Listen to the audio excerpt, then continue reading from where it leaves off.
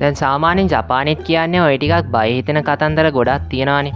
හැබැයි ඉතින් පොඩ්ඩක් වෙනසකට මං හිතුවා පොඩ්ඩක් බයත් හිතෙන හැබැයි චුට්ටක් hina වෙන්නත් පුළුවන් කතාවක් කියන්න. දැන් හිතන්න මෙහෙම. ඔයා ජපානේ එළියට යනවා. ආට පොඩ්ඩක් වොෂ්රූම් එක පාවිච්චි කරන්න මේ පොඩි අවශ්‍යතාවයක් එනවා. උඹලගේ වාසනාවට කොහොම හරි වොෂ්රූම් එකක් හොයාගත්තා. හැබැයි පොඩ්ඩක් මේක මතක තියාගන්න. ජපානේ කටකතාවක් තියෙනවා. කවදාවත් අන්තිම ස්ට්‍රෝල් එක පාවිච්චි කරන්න එපා කියලා. මන් දන්නේ මොන මගුලකට උඹලා ගියා. අන්තිම ස්ට්‍රෝල් එකට කියන දේ අහන්නේ නැහනේ. එතකොට මේ පාවිච්චි කරන ගමන් එක පාට මේ අමුතු කටහඬක් ඇහෙනවා. ඔයාගෙන් අපූර්ව ප්‍රශ්නිකුත් අහනවා. ඔයා කැමති මොකද්ද? රතු පාටද නිල් පාටද? ඊට පස්සේ මේ ඒ පාට දෙකෙන් මේ টয়ලට් රෝල් දෙකක් දෙනවා. ජොලියට උඹලා කියන්නේ මොකද්ද? රතු පාට.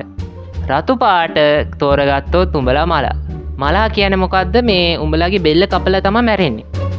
දැන් සෙකන්ඩ් ෂයි කියලා ඔන්න මම තව chance එකක් දෙනවා. හරිද? ඔයා දැන් තෝරගන්නවා නිල් පාට. දැන් නිල් පාට තෝරගත්තත් මලා. මොකෝ නිල් පාට තෝරගත්තොත් ඒ බෙල්ල හිර වෙලා තමයි උඹලා මැරෙන්නේ. එතකොට වෙන පාටක් කිව්වොත් මොකක්ද වෙන්නේ? තර්ඩ් ෂයි කියලා ඔන්න උඹලා දැන් කියන වෙන පාටක්. සුදු පාට දීපන් කියලා.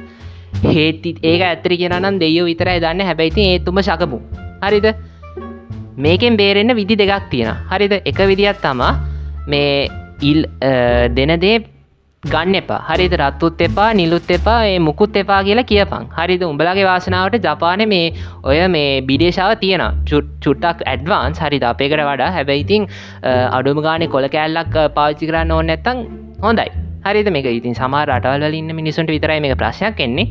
ඒගොල්ලන්ට කියන්න තියෙන දේ එකම දෙයයි පොඩක් හුරු වෙයන් මේ බිඩේෂාවරේ. හරිද? ඒකෙන් උඹලගේ ජීවිතේ බේර ගන්න පුළුවන්. හැබැයි මීට වඩා ලේසි විදියක් තියෙනවා. දන්නවද මොකක්ද කරන්න ඕනද? දෙයනේ කියලා අන්තිම ස්ටෝල් එකට යන්න එපා කිව්වම අන්තිම ස්ටෝල් එකට යන්න එපා. හරිද? ජපානි මිනිස්සු කියනවා නම් එපා. ඒකේ තේරුම එපා. හරිද? ඊට වඩා ස්ටෝලුත් තියෙනවානේ. මේක ගොඩක් වෙලාවට ඔය නිෂ්කලංක වෙච්ච වොෂ්රූම් වල තමයි මේක වෙන්නේ. නිසා ඉතින් අනිත් ස්ටෝල් ටික පාවිච්චි කරන්න එපා කියලා නීතියක් නැහැනේ. ඒ ටිකත් පාවිච්චි කරන්න. මුකුත් වෙන්නේ නැහැනේ එහෙම වුණා කියලා.